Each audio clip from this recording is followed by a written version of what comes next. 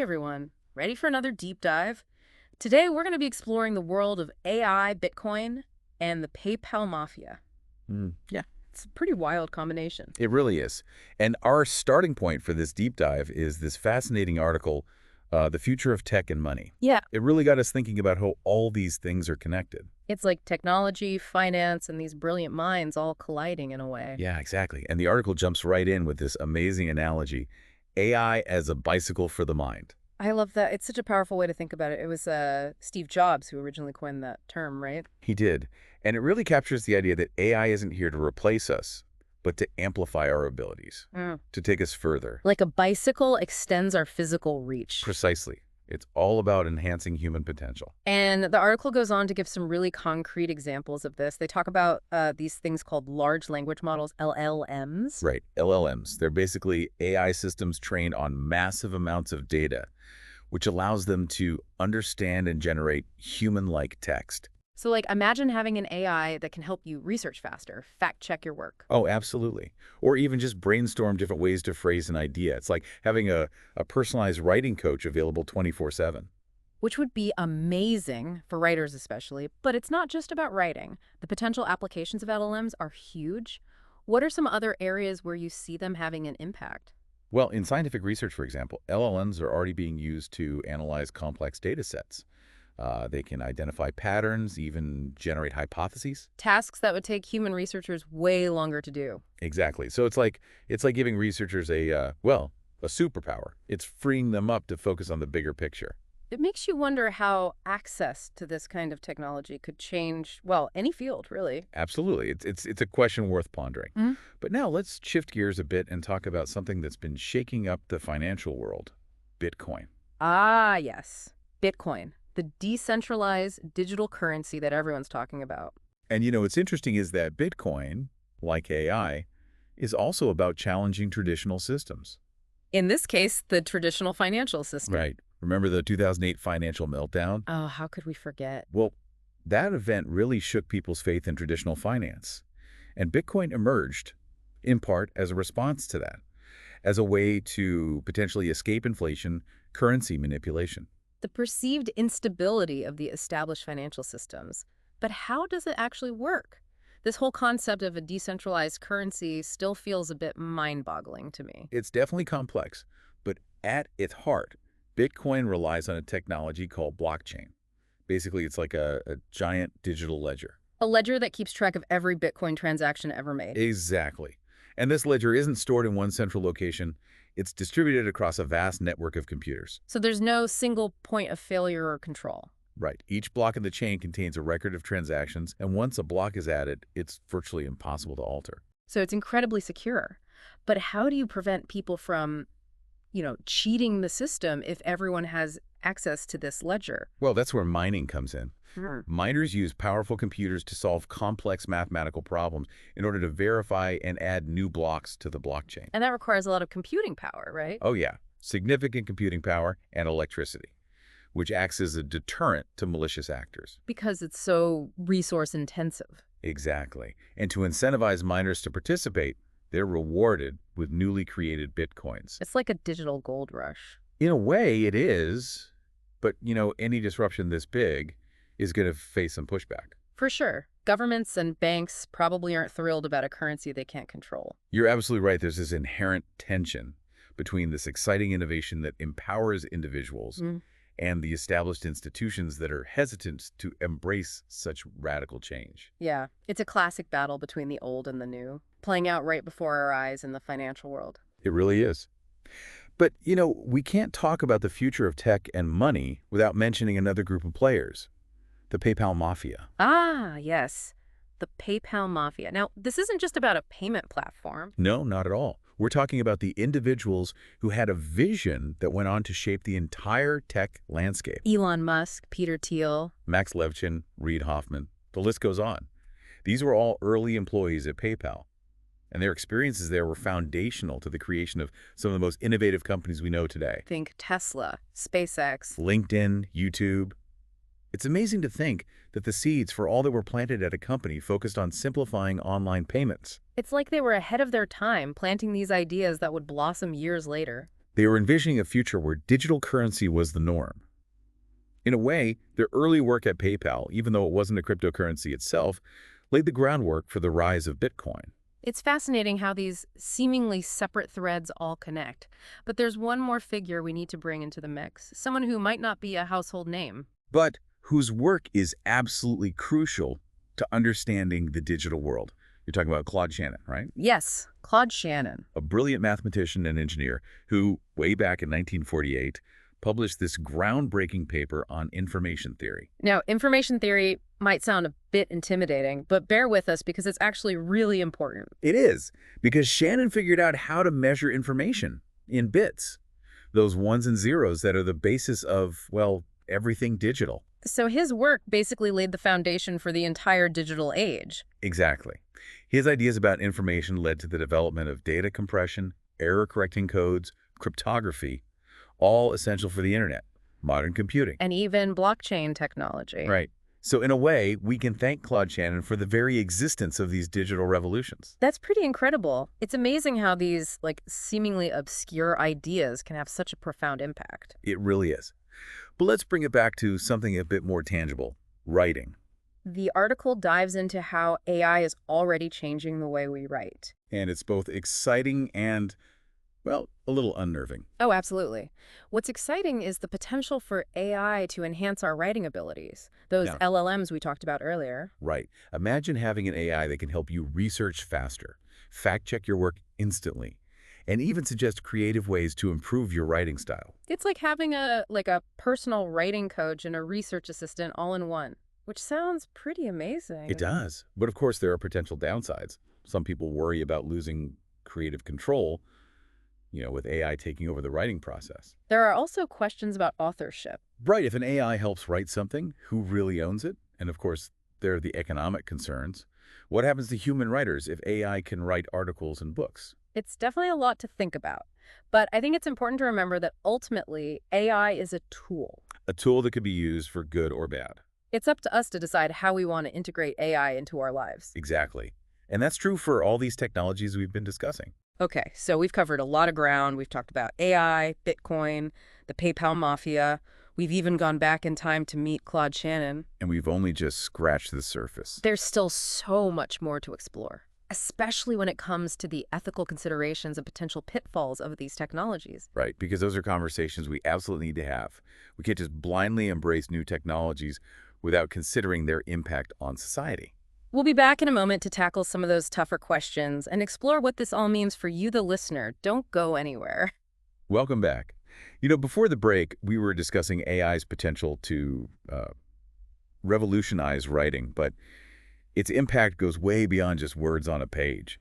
It really does feel like AI is, making its presence felt just about everywhere you look these days. It does. And I'm curious, where do you see AI having the most significant impact in the near future? That's a great question. I mean, I think the answer probably depends on, your own individual interests. But I think the intersection of AI and creativity is particularly fascinating. We talked about how AI can assist writers. But what about other creative fields, like music, art, filmmaking? You're thinking about AI being used to, compose music, generate artwork, even contribute to film editing and special effects. Exactly. And AI is already being used in all those areas to some extent. Now, some people might argue that, using algorithms for creative endeavors somehow, devalues human creativity. They might say art created by AI lacks soul, lacks that human touch. That's a valid concern. I mean, what often makes art meaningful is the story behind it, the artist's unique perspective, their experiences. Can an AI really replicate that? That's a tough question. Right I now. don't think we have all the answers yet. But what if, instead of viewing AI as a replacement for human artists, we saw it as a new kind of creative partner? Like, imagine an AI that could help a musician explore new melodies, or a painter experiment with different color palettes, textures. A tool to push creative boundaries. Exactly. And that's what I find so exciting about this whole field. AI has this potential to unlock, new levels of creativity, helping us perceive the world in fresh ways, create things we never thought possible. Because we can't just ignore the ethical and philosophical questions that come up. No, definitely not. But the possibilities are, they're pretty mind-blowing. It does feel like we're like standing at the edge of a new era where those lines between human and machine creativity are getting blurrier and blurrier. It does. And speaking of blurry lines, let's circle back to Bitcoin for a moment. This whole concept of a decentralized currency, it still feels kind of mind-boggling to me. How does it actually work in practice? Well, like we said earlier, it all comes down to blockchain, which is Mm. at its core, it's a decentralized public ledger. Mm. So every single transaction is recorded there. Imagine like a giant spreadsheet that everyone can access and verify, but no one entity controls. So no central bank, no government dictating how things work. Right. But how do you prevent people from, manipulating the system, cheating, if everyone has access? That's where cryptography comes in. Each transaction is secured using, well, really complex mathematical algorithms. So it's extremely difficult to tamper with the system. And since this blockchain is spread across a huge network of computers, it's also incredibly resistant to attacks. It sounds incredibly secure and transparent. It is, and that's a big part of the appeal. Bitcoin offers this level of autonomy and control that you just don't get with traditional banking.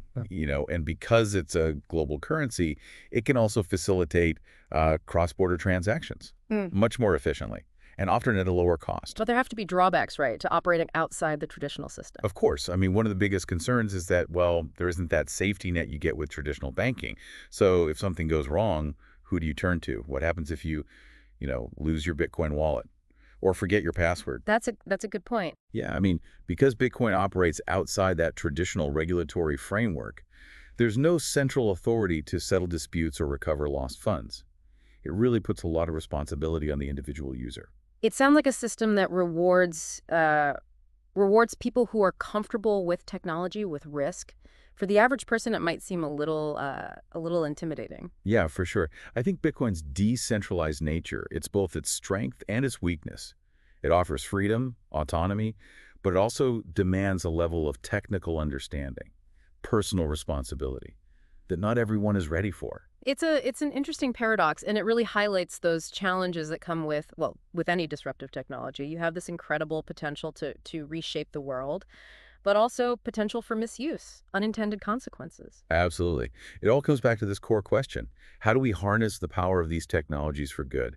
How do we make sure they benefit society as a whole? And I don't think there are easy answers. There aren't. Okay, so we've explored the mind-expanding realm of AI, the revolutionary potential of Bitcoin, the lasting impact of the PayPal mafia. Right. And we've only just scratched the surface. We haven't even really gotten into the ethical considerations, the potential pitfalls that come with all these technological advancements. And those are conversations we absolutely need to have. We can't just embrace these new technologies without thinking about their impact on society, Right. our values, our future. Right. And that's what we're going to do after the break. We'll be back in a moment to tackle some of those tougher questions and explore what this all means for you, the listener. So stick around. And we are back for the final part of our deep dive. We've been talking about AI, Bitcoin, this whole world of emerging tech. And I keep coming back to this question of, well, what does it all mean for us, for the average person? It's a good question, a big question. And I think, if we step back and look at the bigger picture, what we're really seeing is a fundamental shift in how we relate to technology. It's not just about using tools anymore. It's more about collaborating with them. Collaborating, I like that. Yeah. We were talking about systems that can learn, adapt, and even create alongside us, which is amazing. Yeah. But also a little unsettling, wouldn't you say? Oh, absolutely. It's almost like we've, stepped into a science fiction novel, Yeah. except it's real. And as with any powerful technology, I mean, there's an enormous potential for good, but we have to think about the potential downsides too. Exactly. And we can't shy away from the ethical questions. Mhm. As AI gets more sophisticated, how do we make sure it's used responsibly? How do we prevent bias, discrimination? I mean, could AI be used for harmful purposes? Those are things we have to consider. Absolutely. It's like we need a whole new set of rules for this new world we're entering, almost like an ethical framework for how we develop and interact with these technologies. And these questions, they go beyond just AI too. They do. Think about the implications of decentralized finance. Bitcoin, cryptocurrencies. Right. I mean, they offer some really exciting possibilities like Yeah. financial inclusion, empowerment, but they also bring up questions about regulation, about the potential for misuse. Like money laundering. Exactly. Or, even just the possibility of instability. It's a lot to grapple with. It really is. It feels like we're at this crossroads, and the choices we make now, they're going to have a huge impact down the road. I mean, do we just like jump all in and embrace these technologies, or do we proceed with a little more caution, weighing the risks and the benefits carefully? It's a tough one. And I don't think there's a single right answer, but I Hmm. think the key is to approach all of this with a sense of wonder, but also a healthy dose of skepticism. I like that. Wonder and skepticism. Yeah. Be curious about the possibilities, but also stay aware of the potential pitfalls. And most importantly, keep having these conversations. You know, keep talking about it, talking about the future we want to create. So what does this mean for our listeners? Well, I think it means that, first of all, you are living through a truly remarkable time, a time of unprecedented technological change. The world is being reshaped like right in front of our eyes. And it means that everyone has a role to play in shaping that future. Whether you're, a tech enthusiast or just someone who's curious about the world, Mm. it's important to stay informed, engage with these issues, and to think critically about how these technologies will impact, well, your life, the world around you. Don't be afraid to ask those tough questions. Challenge assumptions. Explore different perspectives. Because ultimately, the future isn't something that just happens to us. It's something we build. And that future, it's looking pretty amazing. And maybe a little bit scary too, but definitely not boring. Not boring at all. So keep exploring, stay curious, Hmm. because who knows what incredible discoveries are just waiting to be made. And that brings us to the end of this deep dive. We hope you enjoyed the journey. We did. We'll see you next time, ready to explore something new.